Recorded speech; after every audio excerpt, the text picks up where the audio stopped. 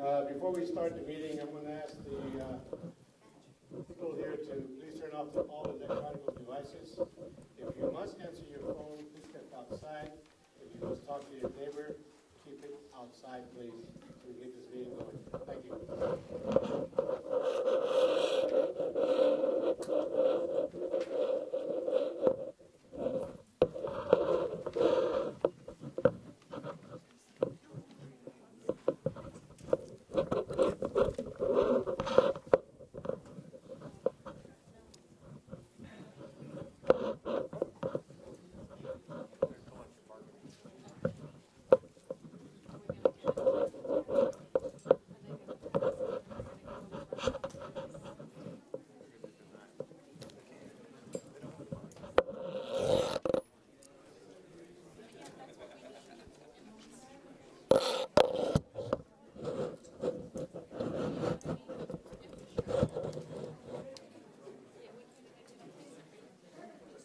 Essential city services, streets, water, sewer, public safety.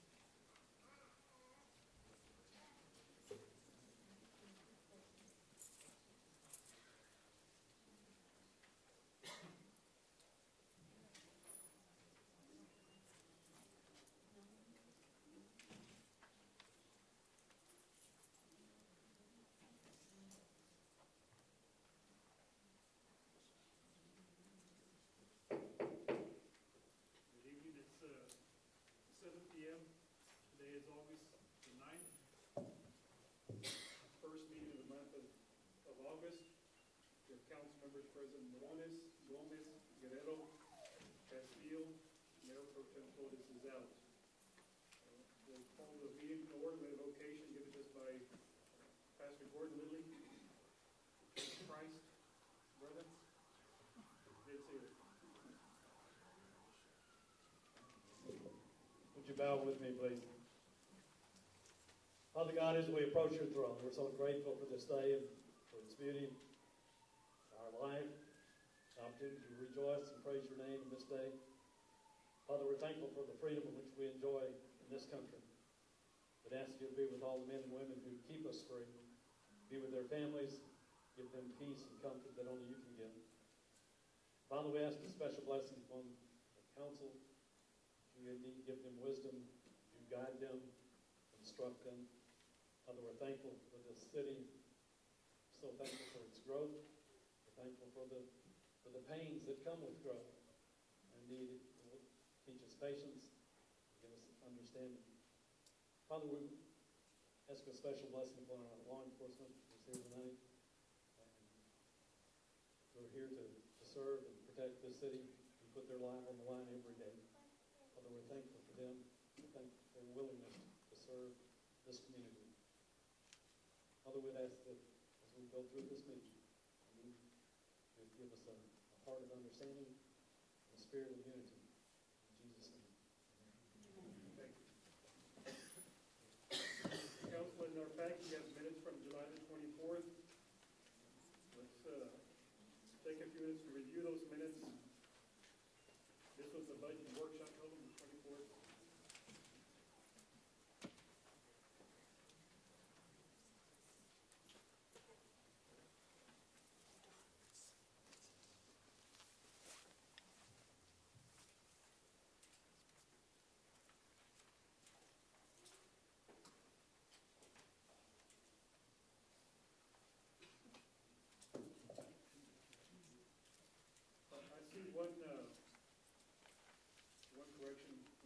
tell me if I'm wrong, but on the Parks and Recreation, we had discussed if we hired 2 additional employees, it would be mid-year? Correct? The council stated that it would be, mid-year or later, depending on where the progress of the project would be. Okay, can we add that to the minutes, please?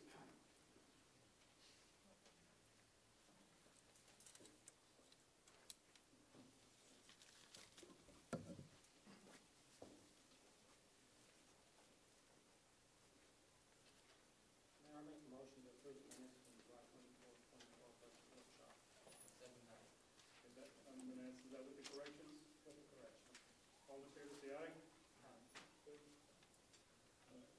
301, motion was by Guerrero, second by Gomez. Council, you have minutes from July 26th in your packet?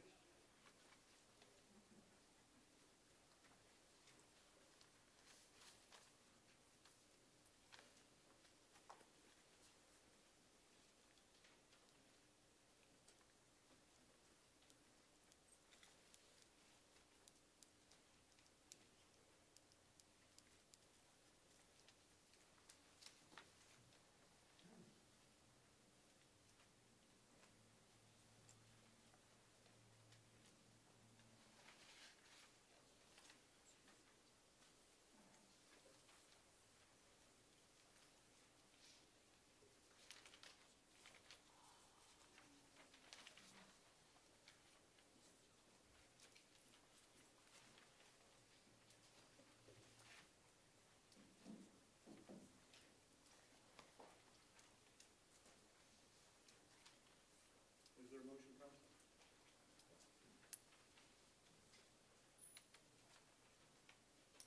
Mayor, I move that we approve the minutes from July 26, 2012. Motion by Castillo, second by Guerrero to approve the minutes as presented for the meeting of July the 26th. All in favor, say aye. Aye. All opposed? Motion carries 301. Just to note too that, I didn't get a complete packet at all today, this week, and I don't know what the minutes were. The only thing I was handed at Tuesday was one part of the agenda, and it's always hard to make decisions when you don't have your support document with you, but we ain't gonna do too much about it, we just go ahead and Item 2A, City of Floresville Employee of the Month, Mr. Johnson. Thank you, Mayor, Council. July's Employee of the Month is Eli Torres. Eli is the City of Floresville one and only mechanic. Since his hire date in October, Eli has stayed extremely busy, but always very optimistic. Eli is a Navy veteran, having served over 4 years where he gained his initial training as a mechanic. We're able to hire Eli with his numerous certifications from one of our local and very successful dealerships. As you can tell, Eli is not a shade tree mechanic, although with this heat, I'm sure he constantly looks for some. Round of applause, please.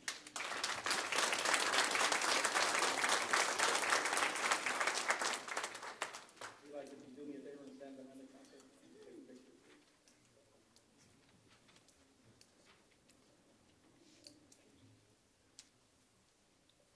Do we need the step stool, Eli, or you're good?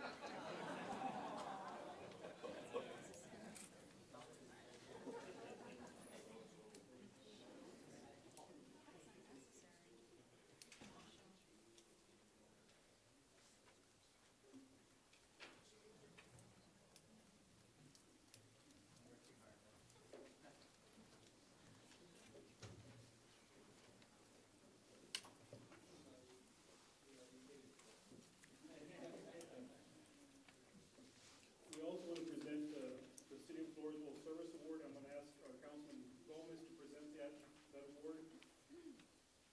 Mayor, if I can just say a couple words before, and then I'll turn it over to him. Thank you. Mayor, council, law enforcement personnel, and citizens, we would like to pay tribute tonight to the memory of Floresville Canine Officer Zorro. Accepting on his behalf is Zorro's handler and partner, Sergeant Devin King. I had the privilege of working with Sergeant King when we obtained the monies to purchase Zorro. Local businessman Ralph Menard graciously provided the entire cost of the canine in in memory of his son, Brandon. Zorro proved to be an asset to the Floresville Police Department and the entire community. In addition, Zorro was regularly utilized by our school district in prevention as well as awareness activities. For this, we honor this fallen officer. Councilman?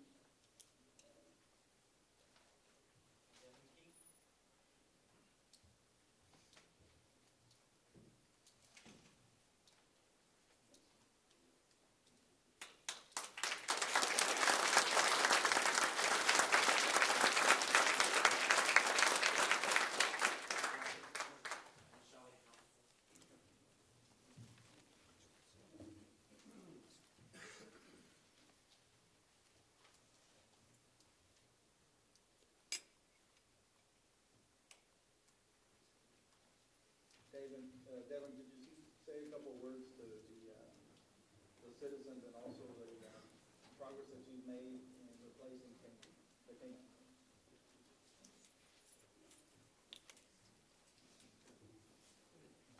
Yeah, this afternoon, about 2 o'clock, I had contact with our dog trainer who trained both our feeding dogs, Don and Zorro. We're in the process of now getting him replaced. There's a dog named Ricketts that's in Holland, and if everything goes right, he should be in Floresville in the next few weeks. He's actually getting looked at by the Navy SEALs, but they agreed to put the dog on hold for the city of Floresville. So he is a dual-purpose dog, narcotics and bite. The dog is actually in training right now for the World Championships in KBB, so he's actually got a dog. So hopefully in the next few weeks he'll be working the streets. Sergeant King, what is the funding source to replace your dog?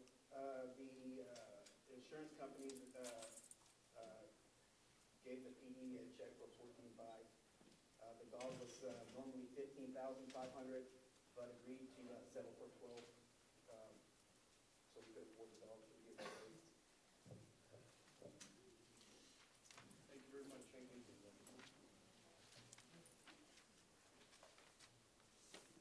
Okay, on new business, consideration and action to accept the resignation from Councilman Gomez. I spoke to Councilman Gomez right before the meeting, and he has decided not to tender his resignation tonight. You want to say anything, Councilman, or we just want to table this? Yeah, I'm gonna turn my resignation on Friday. This will probably be my last meeting. We follow with some future endeavors in November. I do want to say that, thank the community, every councilman who actually sits on this seat, including the mayor, the administrative staff, and all the employees. It's been a tough road to where we got. It's thick and thin. The community stuck together. Hopefully we can continue that in November. Thank you. We have a motion to table that then? I move that we table that. I second that. Motion by Castillo, second by Gomez to table the resignation. All in favor say aye. Aye. All opposed? Motion carries 4-0. With that said, 3B, we want to table that also? Yes. Okay. Let's make a motion for that. Please. On new business, on B, I move to table to appoint a qualified person to fill the unexpired term of Councilman Johnny R. Lewis. I'll second that. Motion by Guerrero, second by Gomez to table item 3B. All in favor say aye. Aye. All opposed? Motion carries 4-0. Item 3C, consideration and action set public hearing date for 2012-2013 fiscal year operating budget. Okay, what's Sherry Pollock will be handling that. okay. What are the required dates? Mayor, we need to have one budget hearing after the proposed budget is presented to the council. My suggestion is, since we're having two hearings on the tax rate, I believe we should have two hearings on the budget review as well. So I'd like to coincide the rate hearings for the tax rate as well as the hearings for the budget on the same evening. Okay. But I I think we have some standards to follow, don't we? Yes, sir, the standards that we have are, we have to, have a meeting, a hearing on it, 10 days after the budget is fully prepared, we have to set up a date. You can't set it up any sooner than 10 days, and it has to be after the 10 days of the proposed budget, which we are there now. The second thing is, the budget has to be put on the website, it was put up there.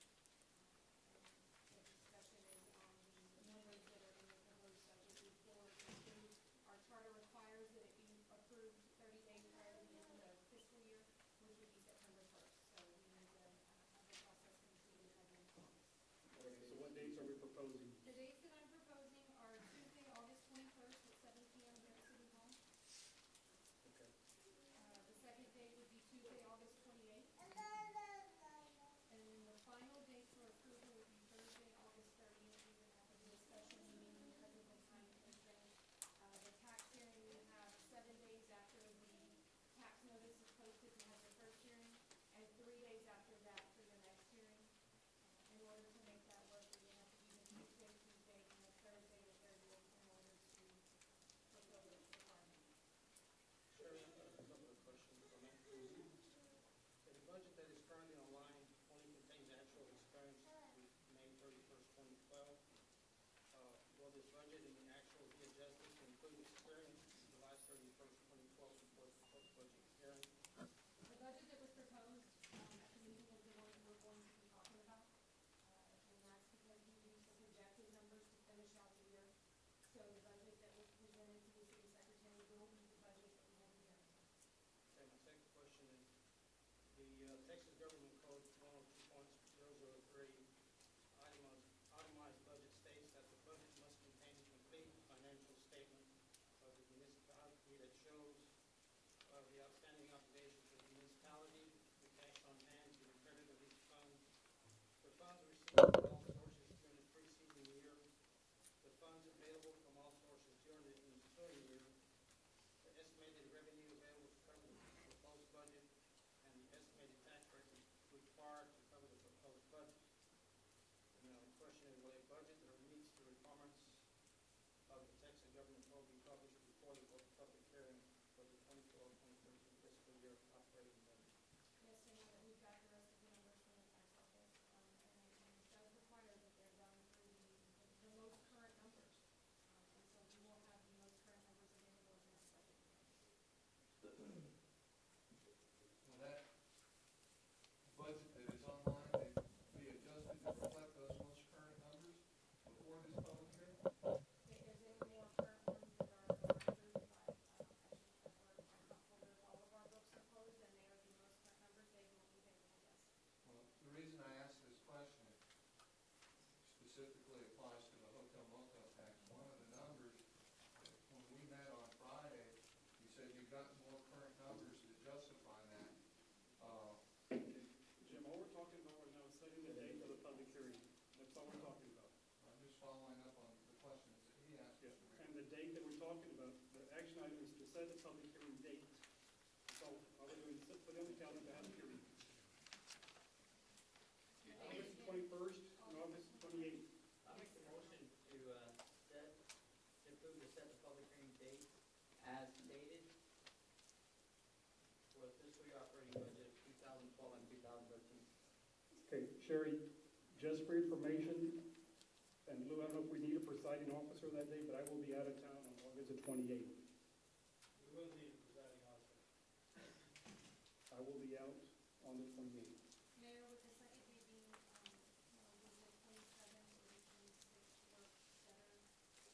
That's still within our timeline, those are just the best days, the Tuesdays or Thursdays. The Thursday would work. That Thursday is the date that we're meeting, accepting the budget and the tax rate. We have to have the hearing prior to that. I won't be in town. And unfortunately, Mayor Pro Tem.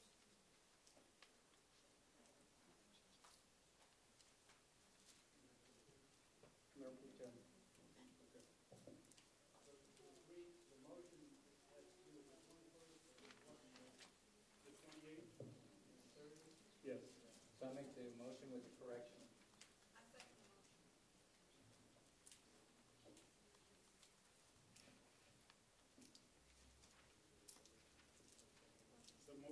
made to set the public hearing dates of the 21st, the 28th, and the 30th. Motion was by Castillo, by Gomez, and second by Castillo. All in favor, say aye. All opposed? Motion carries 4-0. Consideration and action to propose the property tax rate for 2012-2013 and to schedule 2 public hearings. We have some citizens input. Ms. Kiki, you wanted to give the comment on that? I noticed in the paper where it said, no hike, no changes, no blah, blah, blah. Well, we're at, now then it says a possible 8%. So what would it be for you all right there? The increase in the property tax. No, ma'am, the tax rate has not been set. In other Not words, to in the propose. paper, The tax rate has not been set. well, what is it, that article in the paper? There was. That's why I was wondering to what extent it was gonna go. Because one minute we hear one thing and the next minute we don't hear anything. And you still go just like we signed all that little paperwork for that thing that you all said over there. Went over and above us and you all still went on ahead and did it. There was some lady here that I asked. Ma'am, did you want to discuss the tax rate? Yes, but Okay, you didn't discuss answer. the tax rate, please. But you didn't answer that. I have told you there's no set tax rate. So when was it? What are the dates to be proposed? It's gonna be proposed tonight, Mayor. Okay. Our current budget, for information, contains the current tax rate, 0.3227. That's how that budget was built, and that's where we are. But the newspaper print, we cannot control, but tonight, the council has to take action if they wanna increase it or leave it as is, what our budget was built on. And for information, that tax rate has been the same since 1999. For some reason, all our bills come higher every year, so you explain that to me? What kind of bills are you talking about? ma'am? The city Mayor. tax. Mayor, we need to stick to. Well, our tax rate has been the same since 1999. Well, somebody's going above and beyond you then. Well, I guess so. Now I want to check the school or the county taxes, ma'am. Well, hey, I'm checking on the city and then too. I know it's yours. The city hasn't raised taxes since I 1999. guess the company that you hire over there is. Mayor, please, let's move forward. Okay, the tax rate being proposed is 3227. That is correct. Okay. And the 2 public hearings will still match as the other dates, the 21st, the 28th, and the 30th? Okay. Is there a motion to that effect? Mayor, I move to propose a property tax rate for 2012-2013, schedule 2 public hearings. The dates are August the 21st, August the 28th, and August the 3rd. The current tax rate is 0.3227. I second that. Motion by Castillo, second by Gomez, to set the schedule for the property tax rate for August 21st, the 28th, and 30th. All in favor, say aye. Aye. No. No. I support yes. I vote yes.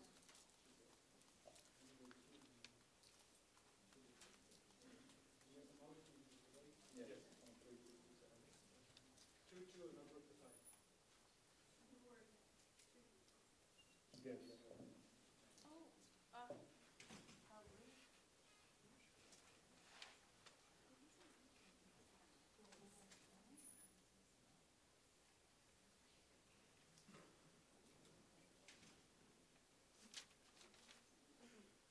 I just wanna say too that when the property, when the value of the house goes up, it actually goes up. The numbers of the taxes doesn't necessarily have to go up. The city and the county and everybody gets extra money every year because our values go up. The number doesn't move, but we're always comparing from other cities, this and that. So, my thing is, we're supposed to save $180,000 on this garbage pickup, and we're supposed to save, I don't know how much money that we haven't spent. So, if everything's working, why do it? And that's my only concern. I know things go up, but, Mayor has been here, I don't know, over 15 years, and he's never voted to increase the tax, but now under our bill, he wants to increase it. No, the tax stayed the same. You voted no. You voted to keep the tax the same. You never raised the Why are tax. we having the hearing for this? Well, you have to by law. We have to have, Mayor, if I Yeah. can. You have to have a public hearing. We have to have the public hearings because we Okay. are. What you and John voted for was not to keep the tax rate the same. No, To me was, I misunderstood you, because I said we weren't gonna increase. But at the same time, I'm here not to increase. But if I voted, no, you already passed it anyway, but I voted. It's not that way. The thing is, we laugh at the people here, and I'm trying to take care of people when we're trying to go around. Okay, let's go on to the next item, please. You're laughing. Consideration action order of the general election for Tuesday, November the 6th. That's, should be easy to call for the election on November the 6th. Is there a motion? I make a motion to order the general election Tuesday, November 6th, 2020. Motion by Guerrero, second by Castillo to order the election for Tuesday, November the 6th. All in favor say aye. Aye. All opposed? Motion carries 4-0. Item F, consideration action to propose a charter amendment for approval rate of the November general election relating to Section 9 financial policy. Let me get a briefing on that first, Councilman. Lou?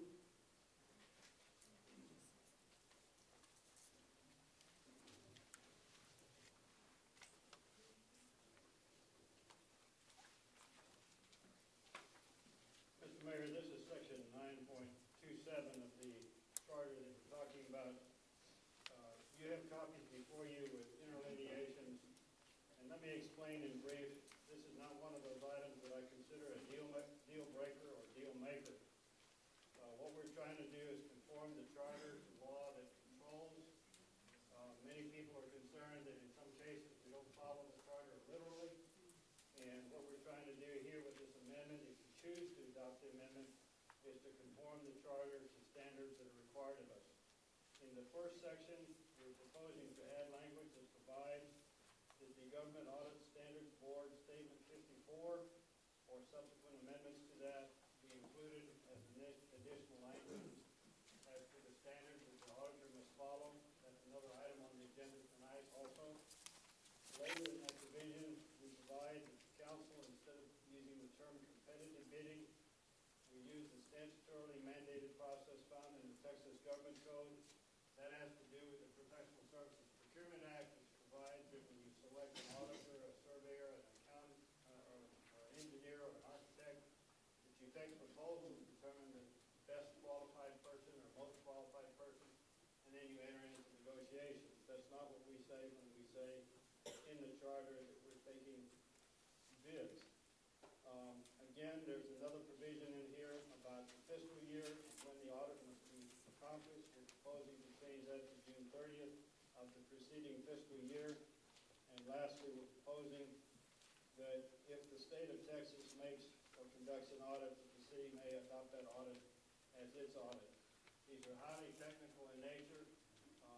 If we don't adopt them, they're still a matter of law, either by state or federal law. And when I say federal law, these accounting standards are adopted by the Accounting Standards Board that have risen out of the Enron case, that have risen out of other scandals, and the auditors are required under their rules and regulations to apply these standards anyway, but they do conflict with your charter. So if you choose to change the charter, these are the changes I recommend. If you choose to let the superior law control as a matter of controlling law, it will do so. I just want everybody to know what's involved here. It's either conform the charter one way or the other. Either we change the language by vote, or we let the controlling law have its way anyway. But I'm trying to be forthcoming about this because there's some conflict. Okay, John? Is this proposed amendment on the city, the city charter posted on the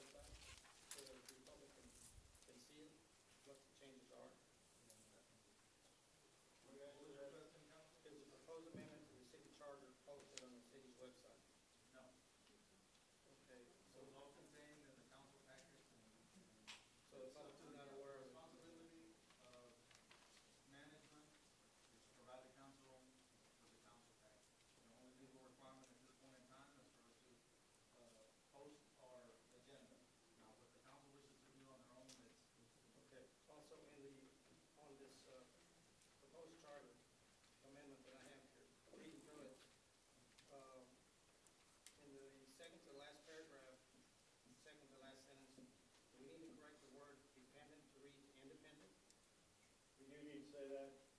Okay. Also, in the second to the last paragraph, we should eliminate that statement. The city council may waive this requirement by a majority vote at a public hearing. Because if we are able to do that, it's no longer independent audit. No, go back and look at that, Councilman, if I may ask you to do that. The language says the standard for independence is that the auditor must be capable of exercising objective and impartial judgment on all issues encompassed within the audit engagement. No accountant or firm may provide any other services to the city as any other services to the city during the time it is retained to provide independent audits to the city. And it should read, as you correctly observed, it should be independent audits. That's an error in the charter as the president reads, although I think we know what it means. It doesn't say that. And then it says the city council may waive this requirement by majority vote at a public hearing. And I think the reason for that language, and I have no objection to you striking that, but I think the intent of that language is that if you give your auditor upon your vote other assignments, such as to look at another city agency that ordinarily would not be audited, or such as to look at some matter independently of the general audit. But I don't have any objection to that suggestion if you want to suggest that as part of the amendment. I would suggest that. Okay? That would be possible, and it's gonna limit us on any other extra duties that we can assign those officers. And if it happens like it happened this past year, that the council chose to give them specific duties in other areas, then we're gonna be bound by this, saying that we can't do it. So if that's what the council wants, and that's okay, but that's what Louis explained. It's not waiving the audit, it's waiving any other assignments. I think what you're concerned about, if I might engage in a little more discussion with you, is the independence of the audit. And I think it's very important that the independence of the auditor be maintained. And the auditor we had this last year was very independent about how she conducted her matters. I don't want anything to occur to change that condition. And so I'm not going to try to convince you otherwise. I think if your concern is the independence, we need to reframe this. What is your professional? In my professional opinion, is the independence is the most important thing the auditor is hired for. So this probably could take some wordsmithing. Any other discussion? I think, Mr. Guerrero, the point is tonight is if you want to include amendments to 9.27, we have to act tonight to cause them to be put on the ballot. You can instruct me to make the changes that you want, but I have to call it because we have to call it the thing. I think, Margaret, it's the 20th, correct? To be on the ballot. Even then, it has to be voted on by the public. Right. I agree with you, but I'm just saying if we're going to put it on, we have to make that decision tonight. Could we speak to the committee as stated in the second paragraph? Um, Shall note that it may not be a waiver member to serve on the audit committee. The audit committee thing, I didn't address. The audit committee has not been used by the city under any of the audit periods that have existed since this charter amendment was made. I've often thought that the council members directing the audit, on the one hand, is a good idea, but on the other hand, I've had questions about whether the committee could also serve an adverse purpose, which is to not give the auditor the independence that Councilman Guerrero is concerned about. My personal view on this, and not my view of arguing with the present charter, is I'd rather the committee not be involved in determining what the auditor could look at. But at least it's not a conflict with existing law, and that's what I was trying to address. We shouldn't delegate or dictate what the auditor does. I mean, so, as I we, mean, I concur with striking that language that the council is so desire. it wasn't done this year. No, it hasn't been done since the language has appeared in the charter. I have researched that.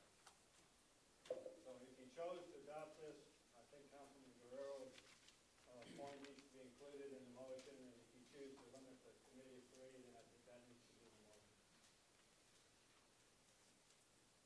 Now, I have one other serious concern, and that is it's going to be hard for the public to understand whatever we present. And that's one of the problems of putting a lot of the minutia in the charter instead of having it be in separate motions. But it's already in the charter, so we have to address it. If I may, Mr. Mayor, there's one other thing that's going to happen tonight, or at least I'm proposing that it happen, and that is you're going to adopt the GASB Standard 54, which really, in some general way, obviates almost everything that you've got in the charter. Because that's the standards the auditors must follow, and it's been the standards in effect since 2010. They come to you as independent auditors, guided by their professional guidelines, not by your dictate. What you're saying is it doesn't matter if we need to. Well, this whole section here, is really the auditor's section, and this whole section of the charter basically is telling the auditor what to do, but they come to us with guidelines that they must adhere to or lose their license. And that's what GASB 54 is all about. We need to adopt that as a formality, but they must do it, and they did it this year in your audit. You had the auditor making numerous references to GASB 54 and the fact that they laid out your accounts differently once they finished their audit. So you have some choices here. You could conceivably eliminate this whole thing because it's controlled by the law, or you can make those edits we talked about just now.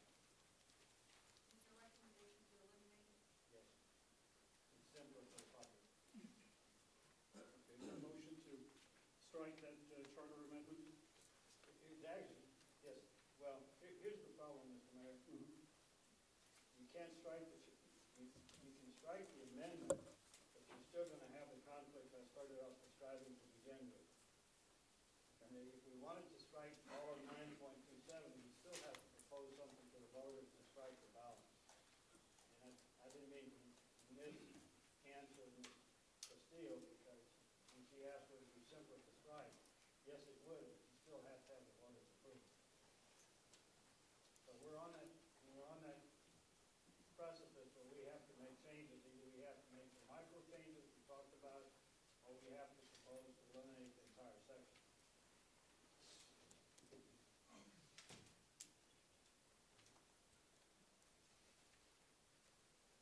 The changes that Councilman Guerrero mentioned, are those mandatory to be included in the,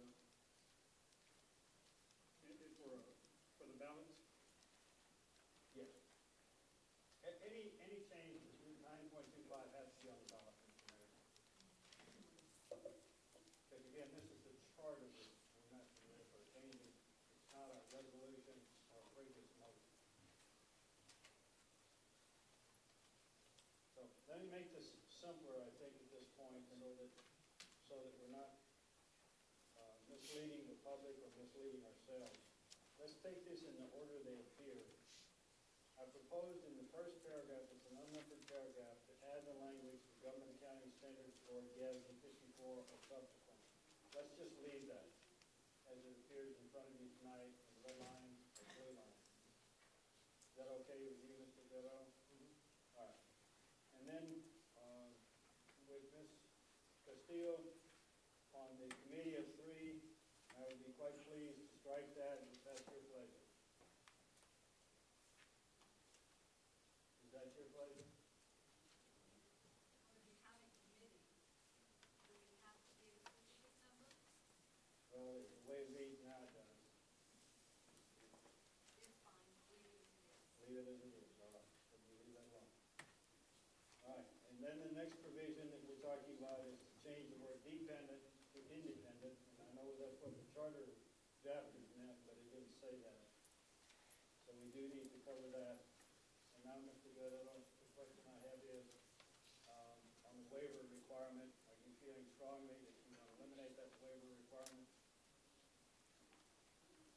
I'm gonna go by your opinion on that. My opinion is it doesn't impair the independence. If you chose to do it, you have to do that in public. You have to explain it to the public what the additional assignment is. And I think the independence would be protected. So in short, say that's what's the long. In short, leave it like it is. Leave it like it is. And then on the last sentence,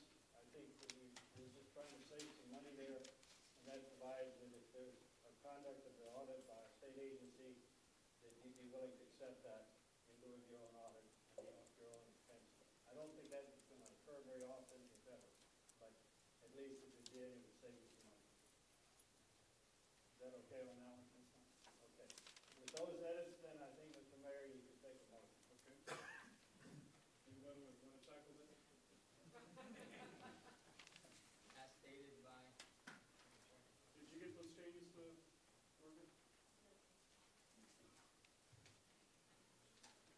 Can we just read it off this with the, and just state as indicated with the changes? With the change. Okay. Councilman Gomez or Guerrero? Okay, make a motion to propose a charter amendment for approval at the November general election, November 6, 2012, related to Section 9 financial policy with regards to the changes. Motion by Guerrero, second by? second. By Gomez, all in favor say aye. Aye. Opposed, motion carries 4-0. Okay, consideration and action placed on the November 6th ballot, the proposition of extending the 0.25 cent street sales tax. Mr. Mayor, this is an item, Mayor, Please. this is an item that comes up every 4 years. It actually technically expired between now and the end of the year, but because you moved your election from the May date to the November date, we asked the Controller's Office for permission under the provision authorizing the Controller to make that extension, to extend it to your end of the year. It has been so extended. However, you do have the requirement to vote on this every 4 years. And as I've tried to explain in private discussions with your manager and staff, if we do not move to put this on the ballot, if we do not reapprove this, this 2.5 cent tax expires. 0.25. And so therefore, come January 1st, your amount will not be collected for roads. We got about 325,000 más o menos last year for the budget for this purpose. And you remember that this is what Pat Wagner audited and determined that that budget and the money was all intact. But if you don't have this source of funds, then you'll have to look at your other general budget to replace it. So what we're proposing here is to extend by another 4-year period the same tax for the same purpose, dedicated to the same road. Just for clarification, Lou, this is not a new tax. This is not a new tax. This has been on for 2 prior 4-year terms. Any discussion, Council? I just want to make a note here. Andy, I think we discussed this before. Before we ask voters to approve the extension of this tax schedule of street maintenance, should we we should publish projected timelines for the public, because sometimes they'll come and ask us about when is their street going to be done and so forth. So if we let the public know when their streets will be done, it would be good. Based upon the proposed budget, the city of Floresville is projecting $380,000 its revenue from this tax.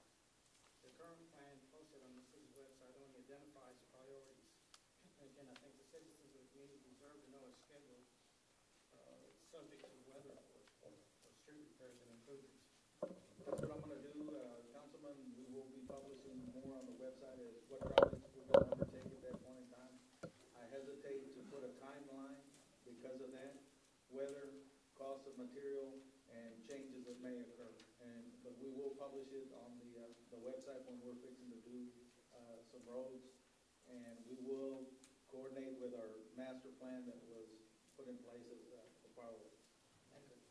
And just to note there that we follow that plan. I mean, we just don't go do any roads. We're actually following a plan.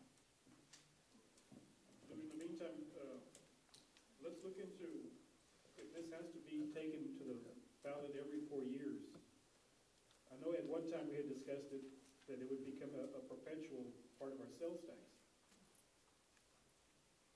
We need to make some legislative changes to get that. Okay. And we can certainly do that. So I'll make a motion to approve placing the November 6, 2012 election ballot proposition extending the 0.25 street sales tax. Motion by Gomez, second by Castillo to accept the proposition extending the .25 cent street sales tax be placed on the November 6th ballot. All in favor say aye. All opposed? Motion carries 4-0. Mr. Mayor, the next item that you have has to do with the GASB standards. You have a page and one-line resolution approving the adoption of GASB Standard 54. And just to read out what that is that's the Governmental Accounting Standards Board Statement 54. And that's the requirement that your funds be set aside separately as non-spendable, restricted, committed, assigned, or unassigned. And it's a way of classifying your funds both for audit purposes and for your budget purposes. And it's fairly straightforward, although it takes a little bit from your accountants to explain exactly what's restricted, committed, and assigned. Those are kind of technical terms, but that's how your audit was laid out. And I'm asking you to approve this tonight as a formality, since that's what your auditor does, and since that's what we need to be following for protocol in the budgeting process. And it's just a simple resolution formally adopting the GASB standards. It gives more information to the public about what is committed in your reserve funds. It gives more information to you for budgeting purposes.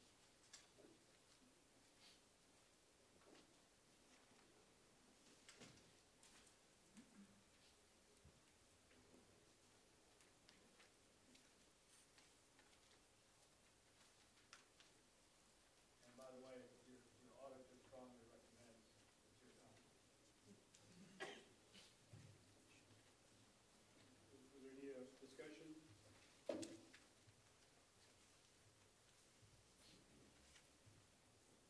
Is there a motion? Yes, Mr. Mayor, I move to adopt the Government Accounting Standards Board 54, known as the GASB 54, relating to accounts and audit standards of city funds. Second that. Motion by Castillo, second by Gomez to adopt the GASB 54. All in favor say aye. Aye. All opposed? Motion carries 4-0. CNA to adopt an investment policy applicable to funds in the city and its entities. Mr. Mayor, I want to talk about this item in just a minute, and then I'm going to recommend quickly what to do with it.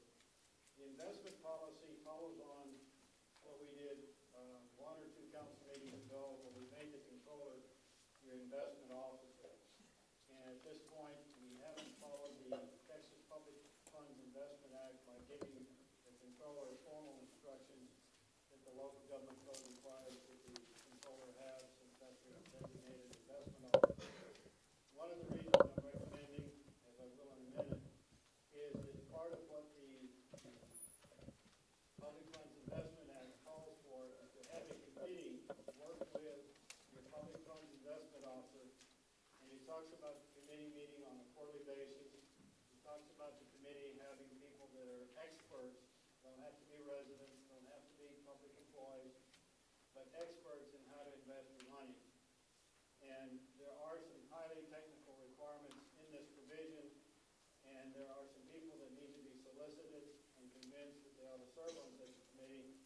But since we presently don't have the office of controller filled, because the office of controller has now finished its term here, it's my recommendation that you include these as an item on the website so the public knows what these are, and that you table this matter until you've selected your new controller/investment officer, and that your investment officer, once that person is selected, come back with me to the council and present this. I think this can be presented in a simpler format than you have it tonight, and with the blessing of your controller, because it's your controller that's going to have to implement it.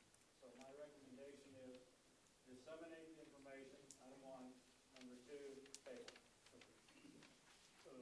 Recommendation by legal staff to table item 3I. Is there a motion to that? I move to table 3I, adopt an investment policy applicable to fund of the city entities. And Mr. Guerrero, if someone asks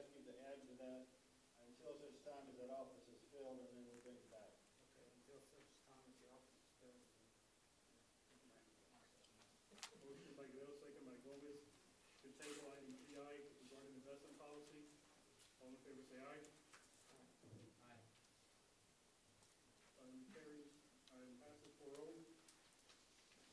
Item 3J, consideration action, provide first reading to capture proposed ordinance for late liners. This is my understanding, we're not quite ready for this also. Mr. Mayor, it's my recommendation, this is an item that comes to the council for two reasons. One is the police department is concerned about your sister cities having regulations for eight-liners in their cities, and they're aware of the fact that there's some interest in having eight-liners come to this city. And there's a property code provision that says if there's no regulation on the subject and somebody comes to town and takes on that, they somehow get grandfathered. And that is a part of the statutory provisions of the state of Texas. So there was some concern about getting in front of the motion and coming up with a regulation before somebody put eight-liners in place. But I think it deserves some additional study and consideration, and I recommend it be tabled for that reason. I'd like to make a comment, Mayor, beforehand. The city and the police department are not promoting gambling with this ordinance. What we're trying to do is regulate future businesses coming in of this type. So we've got to make that clear.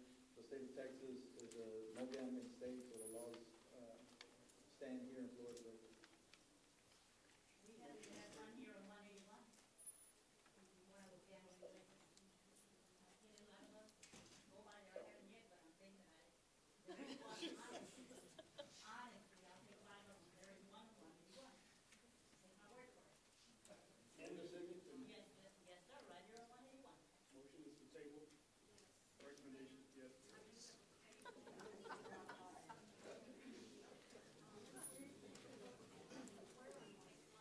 Now you told me there's two. Okay, so motion to table the first reading of the proposed ordinance regarding eight-liners. Motion by Castillo, second by Gomez. All in favor say aye. Aye. Motion carries 4-0. Mr. Mayor, I'm sorry. Go ahead. With reference to item K, dealing with synthetic drugs and the problem of regulation there, I think the chief wants to address that. If you're here, chief. The chief is going to sign his lieutenant. Huh? His lieutenant is the one that's going to speak on it. Gets a delegation? Tell me what you need, Lou. I think this is another item that's a moving target. Lewis. Very rare sheriff situation. I'll show you. This is a very serious. Virgil. I can wait till you get through. Mr. Virgil? Did you want to talk first? All right. All right, sir.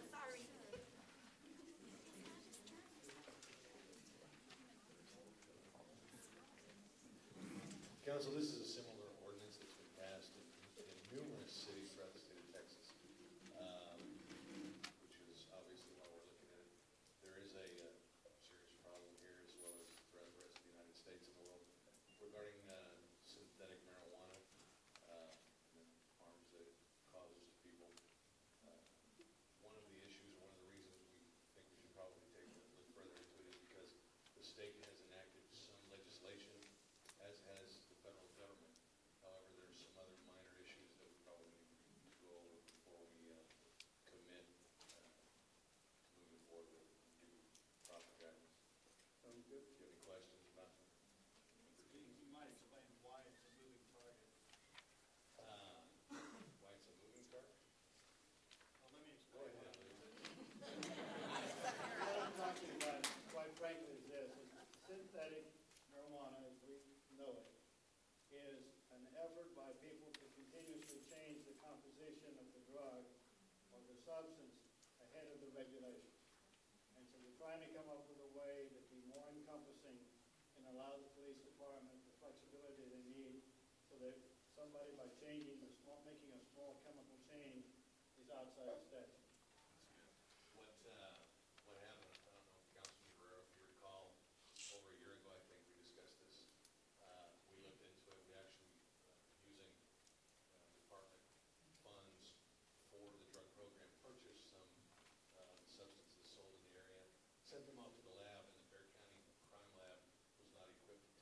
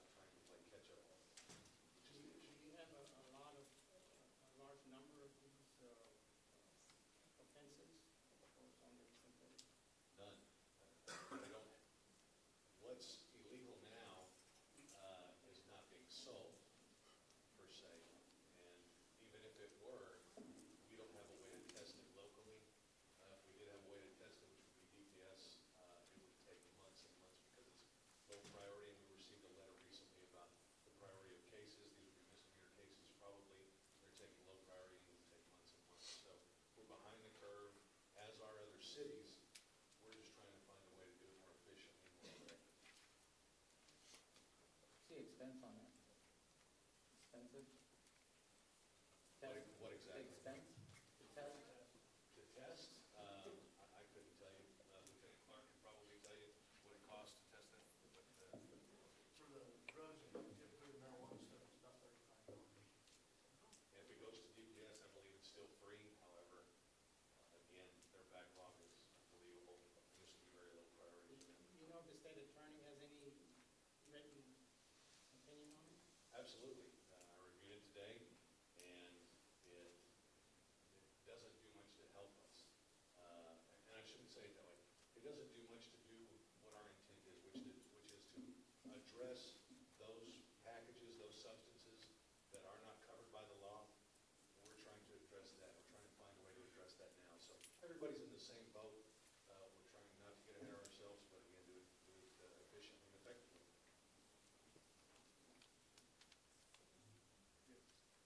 You said there's something being worked on at the state level. Is this being addressed legislatively? It went into effect, I think September 1 of last year.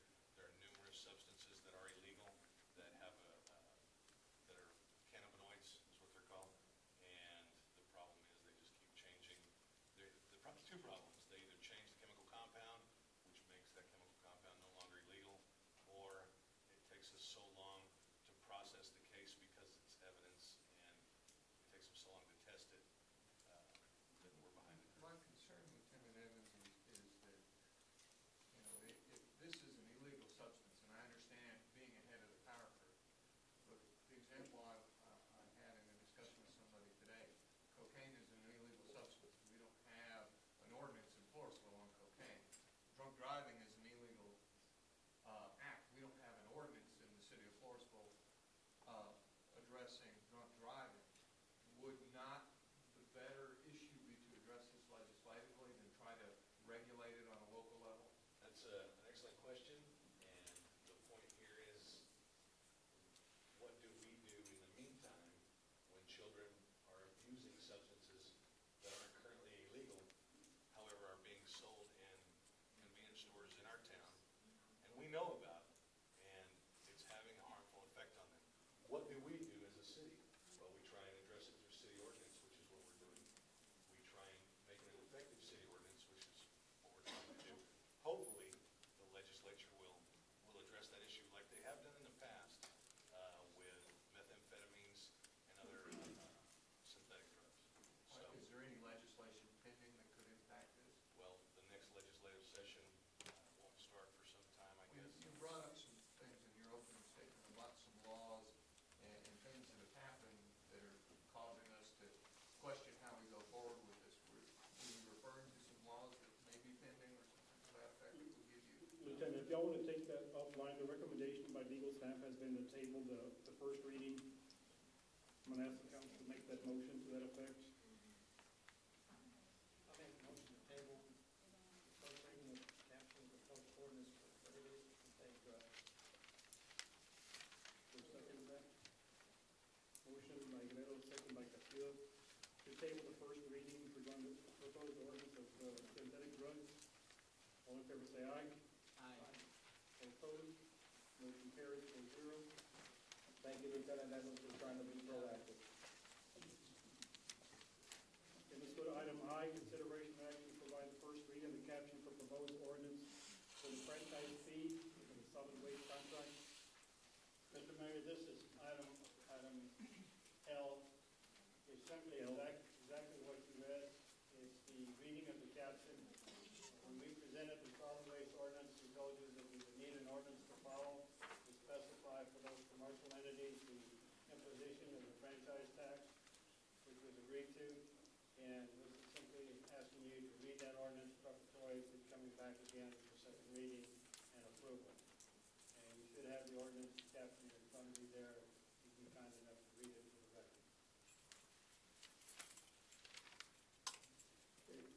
In layman's terms, Lou, what this means, if another garbage company wants to provide services in Florida, they're going to pay a franchise fee. In other words, if you're tearing down a home, building a home, and that material needs to be picked up by another carrier, they're paying the fee. Well, actually, it's one step back from that. We've given this particular vendor franchise for commercial as well as residential. And because he's gonna charge that fee, he needs the authority of the council to do so. And that's what this is about. He's gonna collect it and remit it to the city. Yes. Is this a new fee? For commercial, yes. Any discussion, council? If not, is there a motion to that effect? I'll make the motion to approve to provide the first reading of the caption of the proposed ordinance for the franchise fee for the solid waste contract. Motion by Gomez, second by Castillo, to approve the first reading of the caption for proposed ordinance of the franchise fee for the solid waste contract. All in favor, say aye. All opposed? I approve the first reading of the proposed ordinance. Motion carries 3-2, the mayor breaking the tie. And then if I could ask you to actually read that caption, Mr. Mayor, or I will. Go ahead, sir. An ordinance of the City Council of the City of Floresville, Texas, to institute a franchise fee for all industrial facilities and temporary roll-off customers, granting the solid waste collection and disposal contractor the authority to collect the franchise fee from customers, providing for the remittance of the franchise fee to the city, and providing for an effective date. Correct me if I'm wrong, Lou, but it was part of the contract that we already approved. That's correct. This is simply housekeeping to follow. Yes. Item M, consideration and action to authorize and direct the city manager to develop revised fees for various permits and plat approval activities based on pay-as-you-go, cost including engineering and professional services, providing an effective date. And Mr. Mayor, members of the council, this is simply a budget, but housekeeping item that's important. We've had a number of concerns that we're adequately charging for the services we provide. When we review a plat, for example, we're very low on our fees, if any at all. When we review permits, the same. This is simply a direction to the manager to have him look at what it actually costs us to process fees. Compared to our sister cities, our fees are quite low, and we'd like to have those fees that are incurred. For example, when somebody comes in to get a new hotel permit, or somebody comes in to get a new RV park permit, we need to know if those fees are commensurate with the city staff costs involved.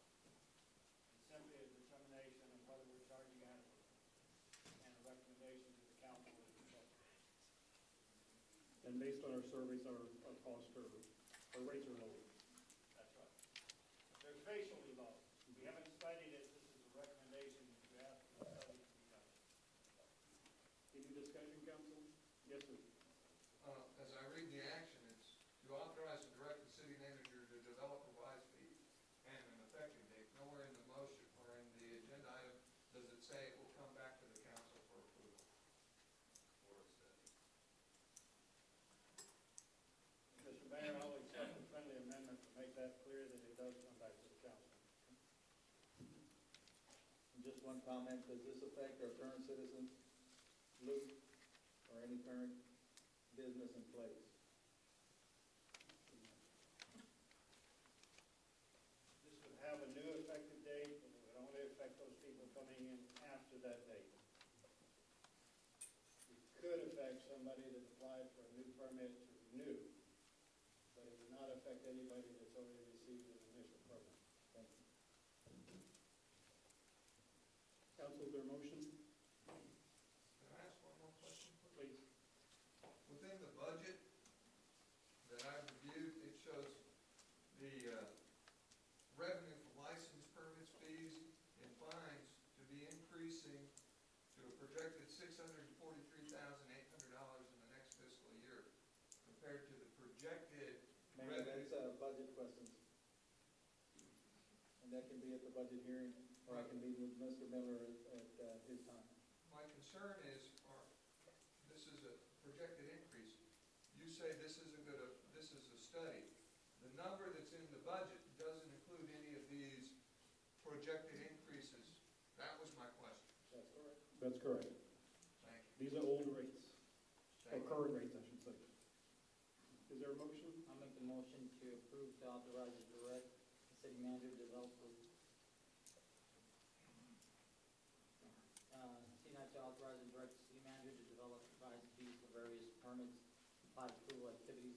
based on pay-as-you-go costs, including engineering, professional services, and provide an effective date. And bring it back to the council for final approval by the So council. final approval of the council. Is there a second to that? Motion by Gomez, second by Castillo, to approve item M, authorizing and directing the city manager to develop revised fees and to, for final approval by the city council. All in favor, say aye. All opposed, motion carries 4-0. Consideration and action to authorize and direct the city manager to develop an interagency contract with FEDC Executive Director Jesse Pettis for the assumption and responsibility, operation, and maintenance of the recreation and sports complex development by FEDC, and to provide a budget and operating strategy plan for execution for council review and approval.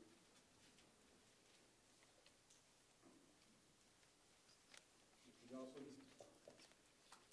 This was an item that was brought to our attention that when this project takes shape, that how are we gonna maintain it?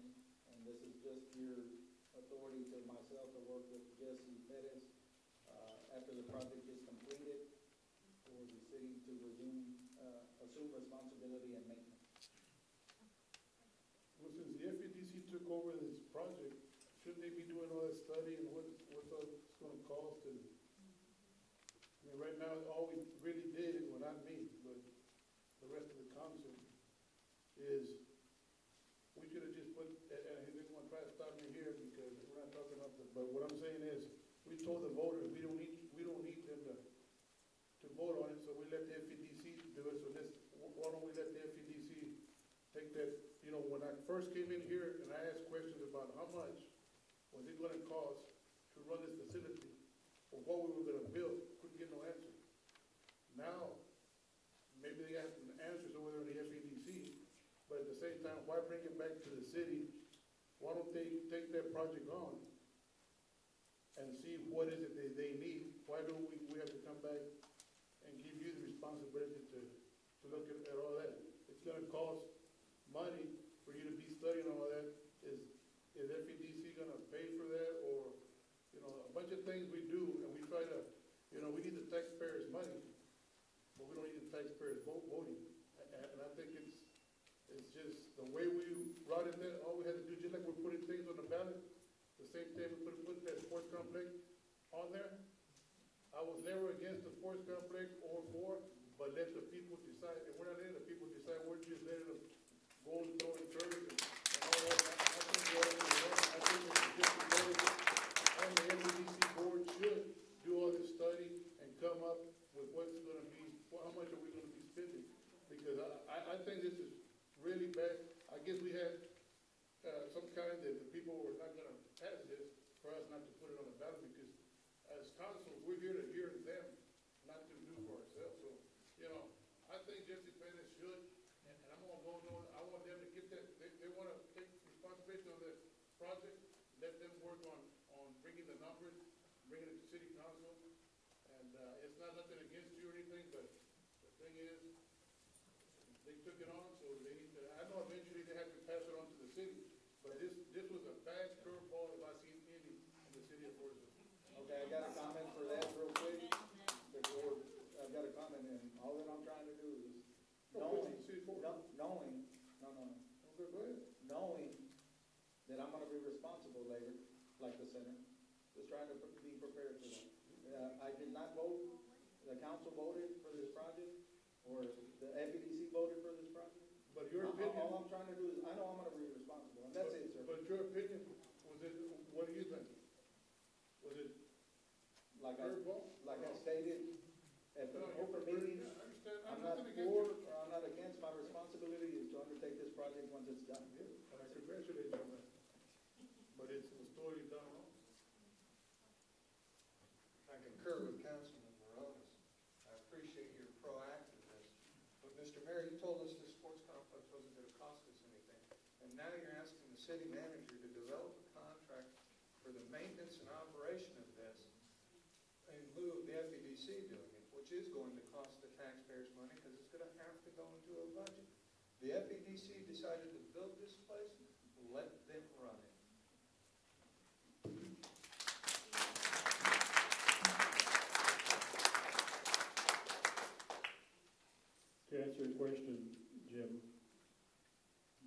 complex will not cost any property tax money at all to the taxpayers of Floresville. Where's the revenue gonna come from that's gonna support it, Mr. Mayor? It's a sales tax, it's all paid through sales tax. No, the city's gonna take sales tax to run it. The city doesn't get the FEDC sales tax. The FEDC said they're gonna build it. I'm talking about the operation and maintenance of it that you're proposing to put into the city budget that is funded by taxpayer dollars. Taxpayers, sales tax. Tax dollars. Thank you. And your agenda item does say that Mr. Kennedy was able to provide the budget. Well, he's providing the budget, where's he getting the money to provide a budget? Thank you. Is there a motion? Mr. Mayor, can I ask a question? Yes, question. Would you mind standing up? We can hear you. I'm just a little confused because we're back now to sports complex development. I thought the last time was renovations of what existed. Which is it that we're doing? Well, if you're putting baseball fields and football fields, I would think that those are sports Because y'all were related. pushing renovations when y'all originally started with the sports complex. Just asking. Okay, thank you. Mayor, I move to table any action authorizing the city manager to develop an interagency contract with the FEDC until such time as the city council receives a complete report of the subject, including a complete operating strategy/plan, a complete operating budget to include funding sources. Second. Motion to table by Guerrero, second by Flores. All in favor, say aye. Aye. To table. One. Aye. Two. All opposed? I also vote no.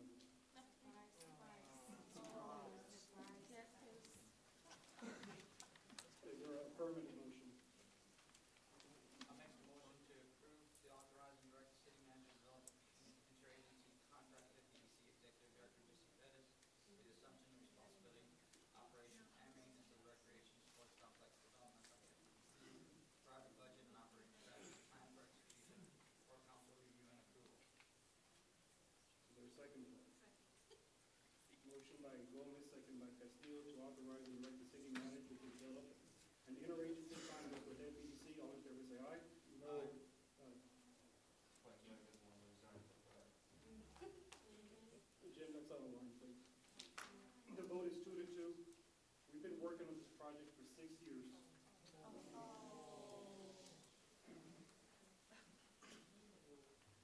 No plan at all. For 6 years. One restroom, one park, one baseball court, one Well, field. why don't you tell me your plan? Yeah? Mayor, That's why we should get together. I have supported this project since day one.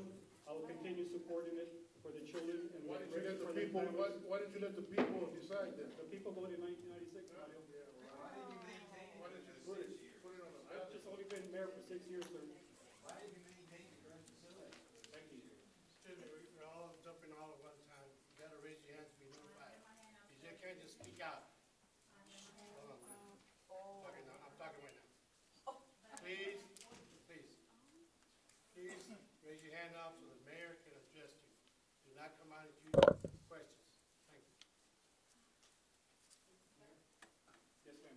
I just know when it was a couple months ago or so, when somebody, speaker came in regards to the program that we're being talked about. She asked, giving us all the input and all this good stuff.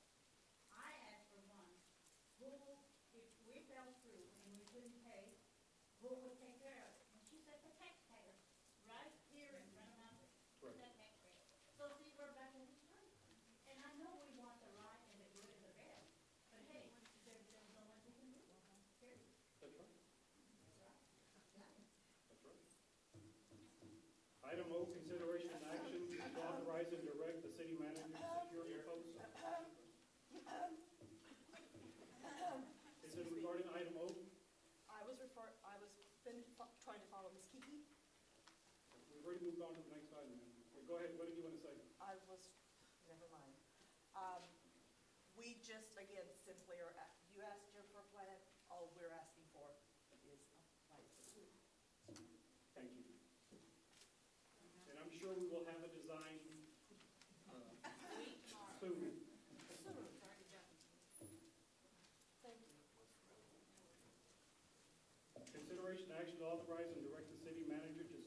proposed to continue the auditing services of Hoffman, Wagner and Company for the fiscal year 2013 and provide such documents for the council for approval for audit services for all city departments and agencies for 2013 fiscal year. So in other words, we want to keep Pat Wagner as our auditor. Yes, go ahead. Mayor, what I would like to do on the documents, when the documents are presented to the city council, I would like to include the historical cost for these services. Review of professional fees already paid this year reflect payments of in excess of $79,000 for Holton, Wagner and Company and Mountain Drive. What's the reason for that?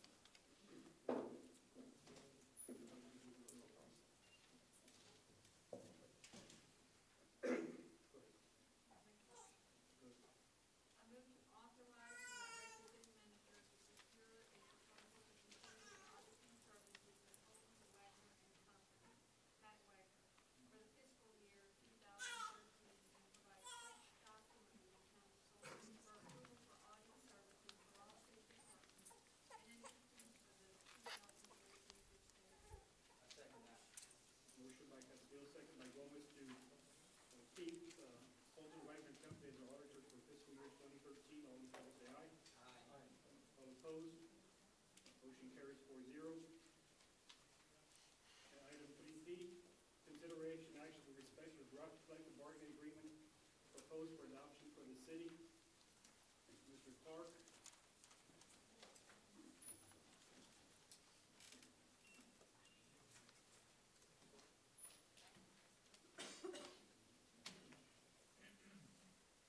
Have the current contract in place in front of you, and had it upon us on the agenda tonight today.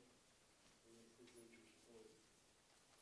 Okay, you want to give us some highlights, Chad, or the police representative? Evening, ladies and gentlemen. We were here a few months ago and just going to basically reiterate some of the points that I made last time. There is a collective bargaining agreement in place in accordance with the statute. The city selected the negotiation team and so did the association. Over several weeks we met and we came up with a agreement that both sides of the table felt was satisfactory. The association has since met in accordance with statute and have ratified the agreement. All of the ways is for your approval. We're in favor of this agreement, obviously, for several reasons. This agreement, there's several things in here. Currently, we have a very high turnover rate, as is last time. Looking at the steps that are proposed in this current proposal, we have a step, I think it's step 3, where it's between it's the 3rd year to the 5th year. You have no police officers currently that are in that category. You either have police officers who have less than 2 years experience, or you have police officers who are very tenured. The reason for that gets back to being able to retain officers. This police department, very common with the Alabama Council of Governments and with the San Antonio, the Regional Law Enforcement Academy at San Antonio College, very well known when they teach their students, peace officers, when they can, so to speak, the Floresville and with some other departments. These are stepstone police departments. Go there, get your training, and move on. One of the things we wanted to do in this contract is change that. We want officers who are going to stay here. Floresville is growing. I worked here again. I was a police officer here in the late 90s, so 2000 or 2001, whichever it was. And in that time, the 10 years that I've been gone, it's grown tremendously. You have facilities here now. You have more business here now. You have more homes here now, more subdivisions. And arguably, it's going to grow. You can even call the city and just put on hold. You can hear so many people are living in Floresville, and that's true. The city is growing, and the police department arguably is going to grow with it. This contract will bring professionalism in the way of promotion. No longer will a little boy system, so to speak, be in place for promotions. We're going to have the best quality officers tested for being appointed to be supervisors. Again, that's the intention. No longer going to be viewed as a stepping stone. We're going to be viewed as a department that is worthwhile to go there and make a career with. And that's what we're seeing. When it comes to pay, this is not just about pay. The pay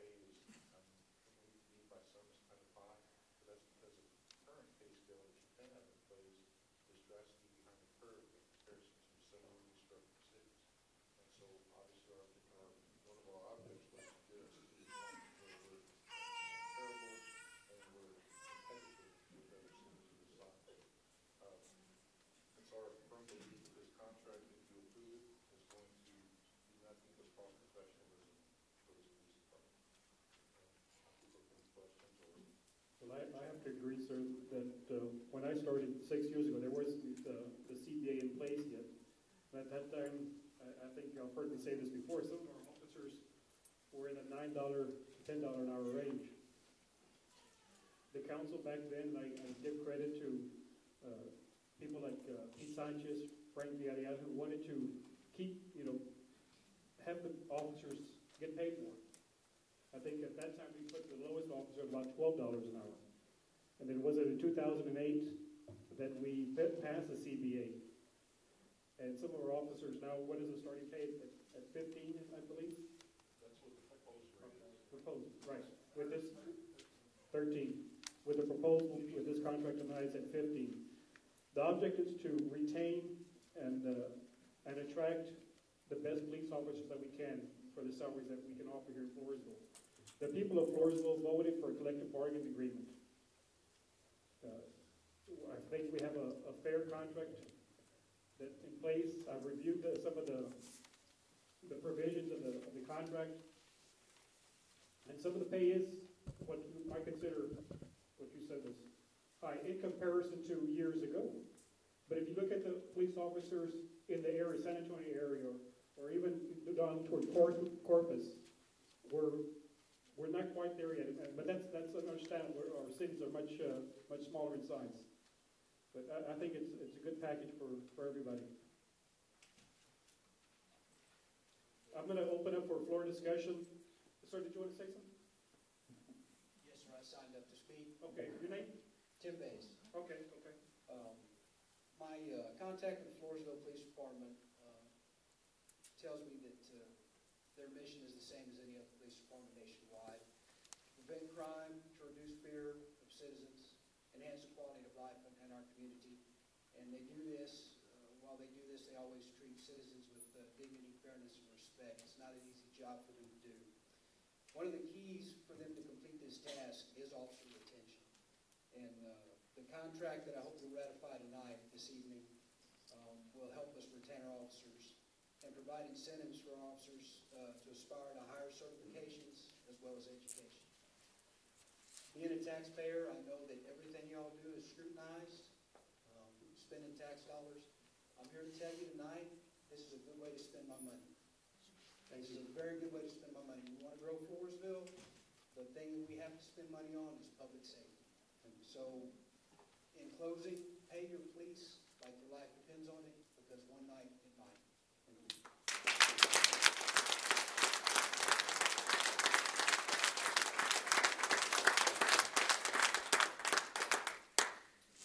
Harry Hayden, is it Hayden? That's me, sir.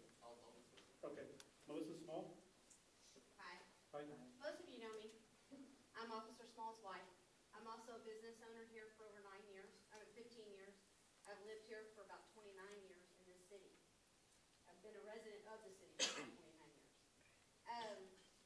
I'm definitely asking for y'all to consider the collective bargaining, not only for the point of the officers, but for the citizens that live here and for the visitors we want to come here, for their safety also.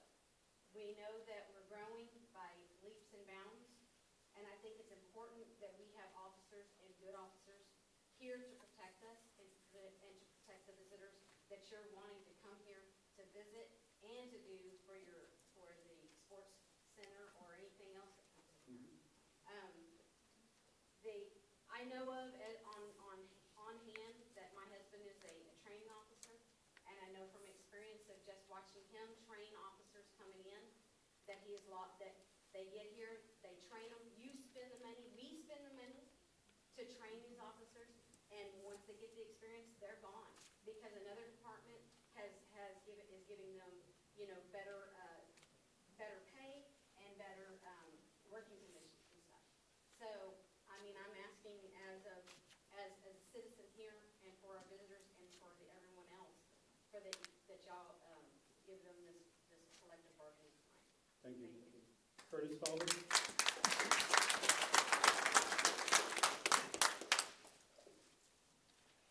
Mr. Mayor, Council, citizens of Floresville, these officers work hard. They work 10-hour days, 10-hour shifts.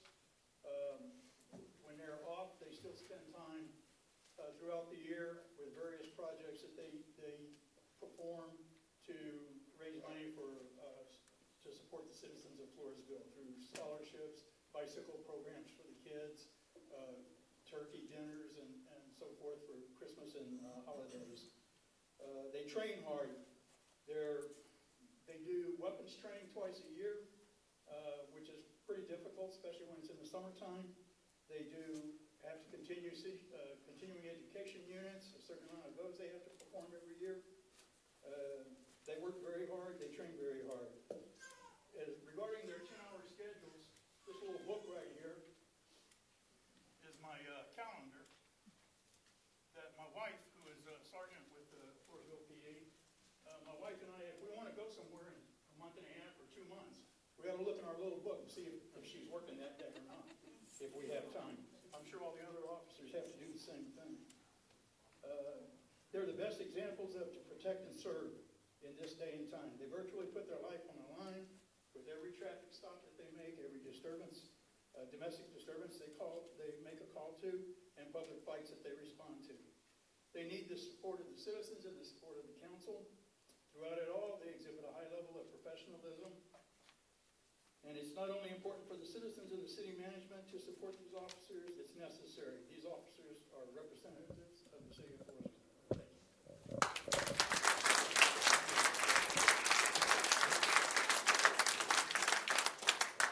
Henry Reyes?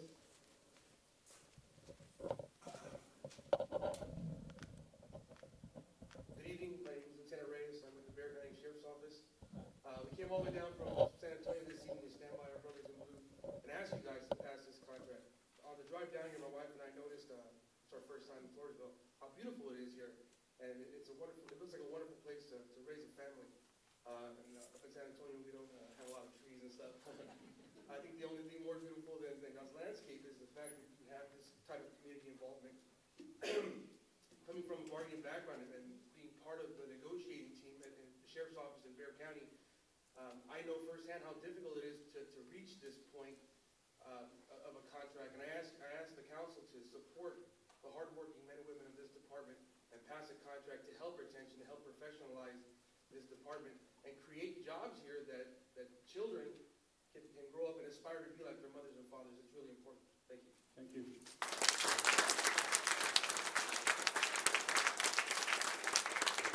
Chris Burchell?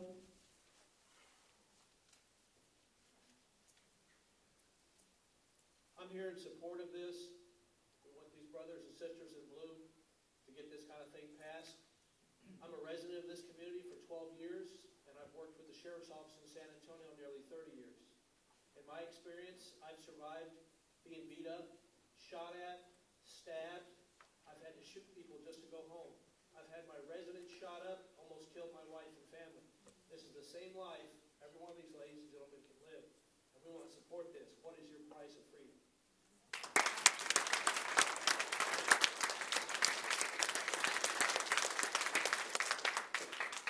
Lisa Bowman?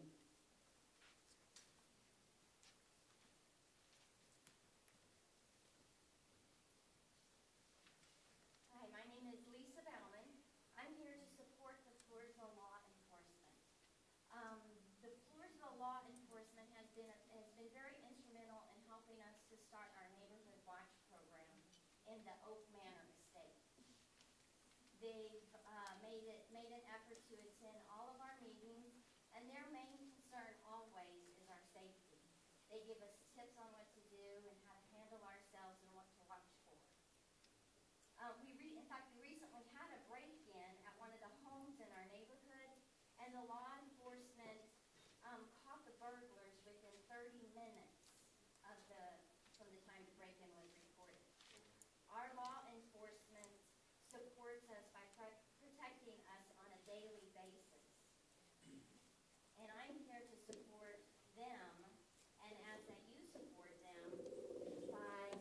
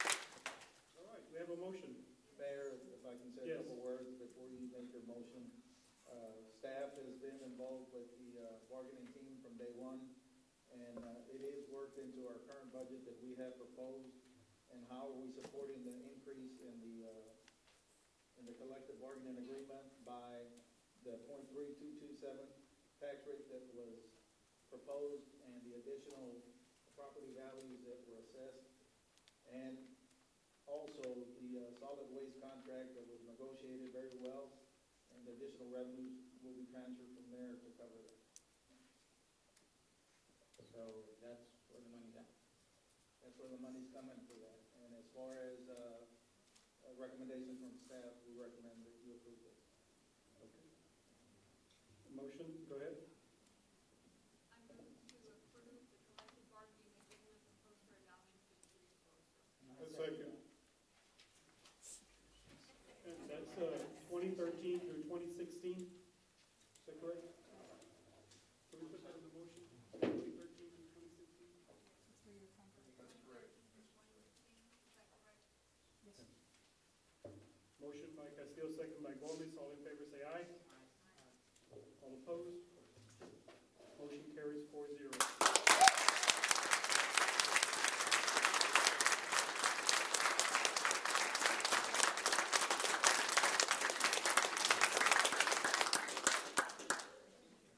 Congratulations to all the police officers.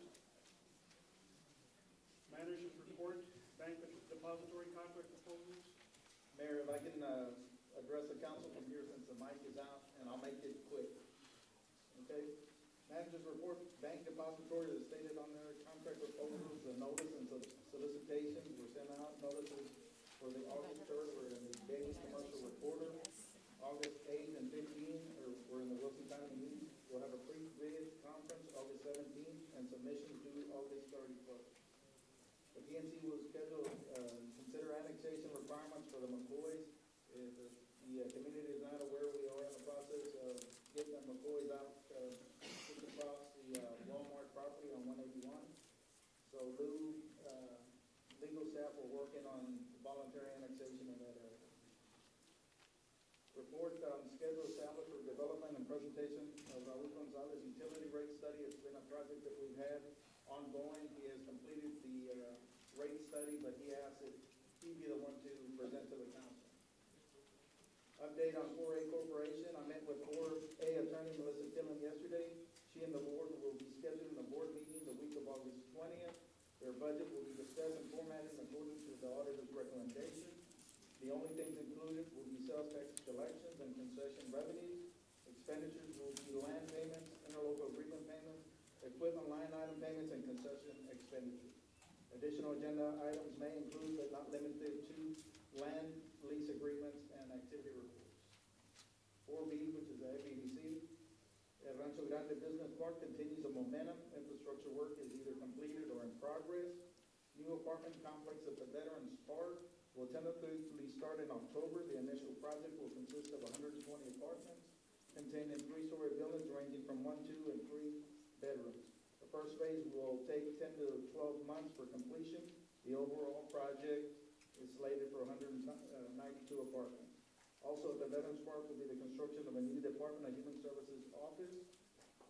Monday night, the FEDC sold some land at the High Duke property, which is the Lone Oak, to Eric and Lisa Rodriguez for the purpose of a business related to entertainment. Possible features mentioned were a bowling alley. Item F, update on comptroller's activities. As you read in the paper, Tom Smith completed his contractual obligations, centralized to the city of Floresville. We were extremely appreciative of his services and were saddened that we were unable to compete in the area of compensation, which was mentioned in the article. We have since completed interviews with several very qualified individuals for the position and are close to completing the hiring process. Whether on contract or full-time employment, we will finish out the year with the continued momentum that Mr. Smith initiated. Permits office, the Holiday Inn Express proposed 45,000 square feet, 3-story hotel valued at $3 million. Sent building plans into Bureau Bardas for plan review on August 9, 2012. Working on finalizing final plat for approval, and that's next to the HEB. Executive Inn and Suites, as you've seen, has progressed rapidly. 2-story, 40-room hotel at 10,208 square feet, valued at $600,000. Estimated time of completion is tentatively November 2012, and I think the La Quinta would be August, late August 2012 also. What did you say before La Quinta? What was the name, Brian? What's that? What did you say right before La Quinta? Executive Inn and Suites. Okay. That's the one next to the Exxon. Little Caesars planning to open tentatively on August 28, 2012. Rent-A Center, formerly the Express Rent to Own, is under reconstruction. Preliminary plans for 192 apartments, like I stated, at the Veterans Park, the Department of Human Resources. We continue the USDA pre-application, submitted all documents to Betty Soto, working on getting the remaining documents. No word on meeting with Mr. Gonzalez. Like I said, he did complete his rate study that he wants to be here to present. Public Works, if you saw the work activity at 97 and 181, we installed a pressure sustaining valve, or PRV, today at the 1800 block of Standish by the School Administration Building. It is an 8-inch valve that will sustain pressure to the high side of the city and reduces to the low side to prevent overflow on the Plaza and Hospital Boulevard Road. Next installation of the PRV, which is a pressure sustaining valve, will be in 2 weeks on Sutherland Springs Road. I'm almost done. Finally, Center Parks and Cemetery, to foster teamwork and cross-training, we have switched, and this is Ms. Carolyn Palacios, Parks and Rec Director. We have switched center and park employees. It's proven to be beneficial in both areas. They continue to cross-train to ensure efficiency and strengthability of their team. We'll have 2 employees testing for license to spray pesticides and herbicides. Parks crew has more focused approach to work performed. The cemetery tree line along the fence was trimmed and groomed. We'll be trimming up tree line at the 4 corners and at Pecan Park. Held 3rd bi-monthly safety employee meeting. Research is ongoing regarding sound complaints in the building at the event center. Floors and center will be stripped and waxed in the next 2 weeks. And then working with Allison Clemens to offer aerobics and other activities for seniors once the water aerobics ends. And last but not least, please support the Summer Country Music Series. August 12th is this coming Sunday.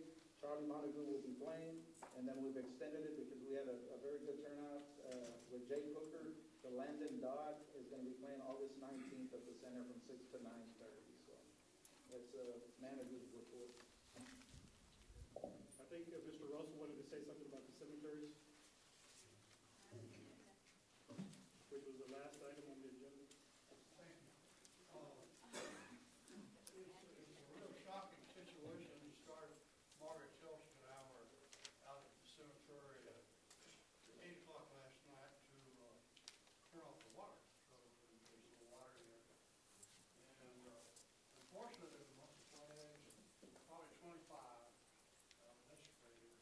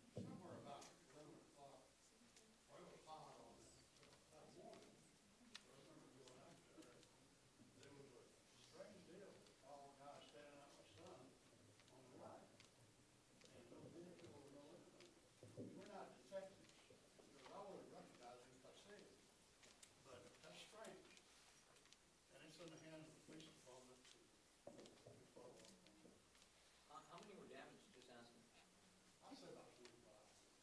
Most of them were left out there, because one of the city guys said, leave them there, because there's a need for paper pudding. I'll tell you what, I'll get with Dollar General, just off, and then we'll see about donating what you lost. But anyway, thank you. Thank you, sir. Any other comments, Mr. Manager? No, Mayor and Council, we appreciate you supporting the police department and knowing that we included in our budget and where it's coming from. So, thank you. All right. So next, we're meeting next week, the 21st, is that next week? 2 weeks. According to, depending on what happens now. Do we need to schedule another budget workshop? No, we'll have the public hearing. Okay. Meeting's adjourned, 6:45.